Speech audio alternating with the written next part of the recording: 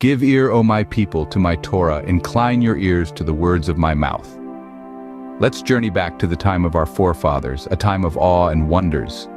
The tales of their experiences are not hidden stories, but a heritage passed down from generation to generation, a testament of faith and divine intervention.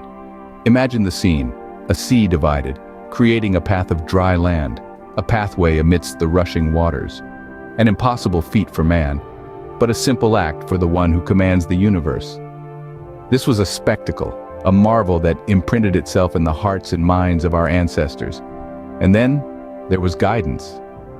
Guidance that came in the form of a cloud that moved with them during the day, leading them on their journey. A cloud that was more than a mere weather phenomenon. It was a symbol of divine presence, a beacon guiding them through the wilderness. As the sun set and the cool blanket of night covered the earth, the cloud transformed into a fire that was not consuming but illuminating, providing light in the darkness. The fire was a nocturnal guide, a constant reminder of the divine hand leading them, even in the darkest hours. But the wonders didn't stop there. In the barren wilderness, where survival was a daily struggle, there was provision. Rocks were split not by the hand of man, but by divine intervention. From these rocks, water flowed, not a mere trickle, but streams that quenched their thirst as if they were drinking from the great depths. And so, the streams became rivers, a cascade of fresh water in the middle of the wilderness. He split rocks in the wilderness and made them drink, as from the great depths. He brought forth streams from the rock and caused waters to come down as rivers. The waters were a testament to their survival and a constant reminder of the divine intervention that guided their steps. Yet they sinned against him more, to rebel against the Most High in the desert. This statement ushers us into a stark reality. The people, who had been recipients of divine wonders, chose to go against the grain, to rebel against the Most High, even in the barrenness of the desert. They tested God in their hearts, asking for food according to their desire. Yes, they spoke against God and said, "Is God able to set a table in the wilderness?" They doubted his ability, his power, his majesty. They questioned if he could provide sustenance in a place as desolate as the desert. And yet, despite their disbelief, he commanded the clouds above, and opened the doors of the heavens, and rained down manna on them to eat, and gave them grain from the heavens. Men ate bread of the mighty.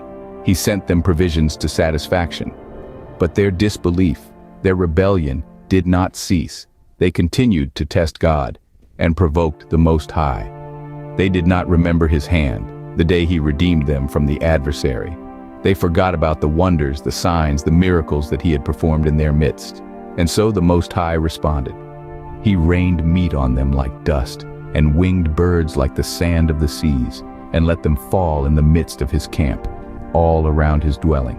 They ate and were filled, for he gave them their own desire. Yet while their food was still in their mouths, the wrath of God came against them, and slew among their stoutest, and struck down the young men of Israel. In spite of all this, they still sinned, and did not believe in his wonders. So he ended their days in a breath, and their years in trouble. A solemn reminder, a sobering truth about the consequences of rebellion, of disbelief, of forgetting the wonders of the Most High. A call to remember, to believe, to trust in his wonders, lest we meet a similar end. But when he slew them, then they sought him, and they returned, and did earnestly seek El.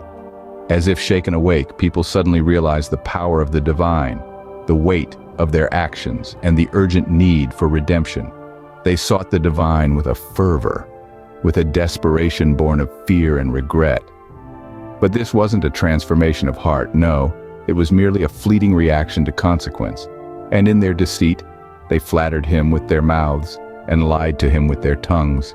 It was a dance of manipulation, an attempt to sway the divine with empty words and hollow promises. Their heart was not steadfast with him, nor were they true to his covenant. They were like actors on a stage playing the part of the devoted while their hearts nurtured deceit. But he, in his mercy and infinite wisdom, saw through their charade. He remembered that they were but flesh, a passing breeze that does not return. And so he held his wrath and did not stir up all his displeasure. Then the narrative takes us back in time to the land of Egypt, to the house of Pharaoh. How often they rebelled against him in the wilderness, grieved him in the desert. They turned back and tried him, provoked the Most High. They did not remember his hand, the day he redeemed them from the adversary. And then, the plagues. He turned their rivers into blood, causing their streams so they could not drink. He sent among them swarms of flies which devoured them, and frogs which destroyed them. He gave their crops to the caterpillar, and their labor to the locust. He destroyed their vines with hail, and their sycamore trees with frost. The sheer power of his wrath, a divine retribution for their deception, was a sight to behold. He sent on them the burning of his displeasure, wrath and rage and trouble, a band of messengers of evil. So the narrative continues, with a vivid recounting of the divine retribution that befell the Egyptians. One can almost feel the heat of the divine wrath, the intensity of the rage, the depth of the trouble that was unleashed upon them. It was an onslaught of calamity, a deluge of disaster, a band of messengers of evil that swept across the land. This was no ordinary fury. It was divine, righteous, and unrelenting. It was the wrath of the Most High, a wrath that was not only fierce but also just. It was a wrath that was born out of love for his people, a love so strong that it would not allow them to remain in bondage. It was a wrath that was aimed at liberating the enslaved, at setting the captives free. And so, the plagues continued, each one more devastating than the last. The land of the pharaohs was transformed into a scene of desolation, a testament to the power of the Almighty. Yet, amidst the chaos and destruction, a ray of hope emerged. The Israelites, the chosen ones, were finally set free. But the narrative does not end there. The scene shifts, and we find the Israelites on a journey towards their promised land. Yet, even in their liberation, rebellion brews. The same people who had been delivered from the clutches of slavery were now turning their backs on their deliverer.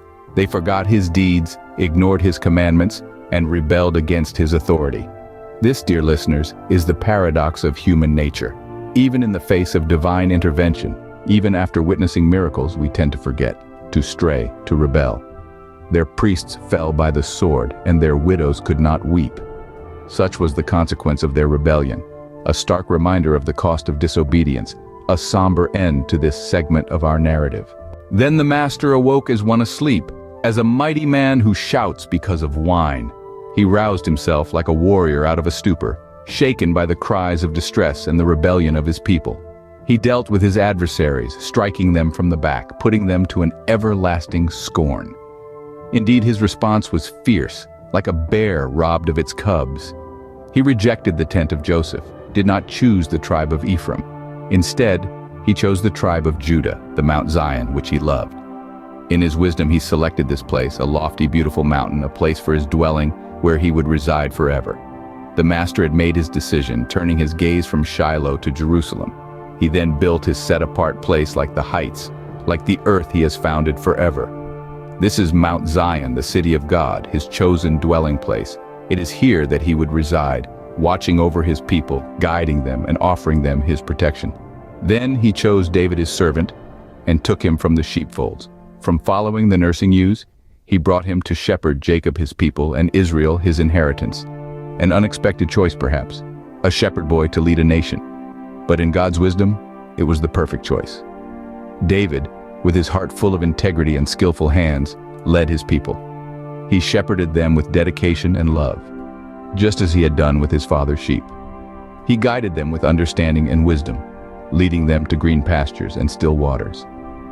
And he shepherded them according to the integrity of his heart, and led them by the skillfulness of his hands.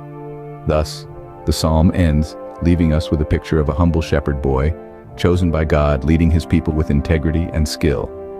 A beautiful image indeed.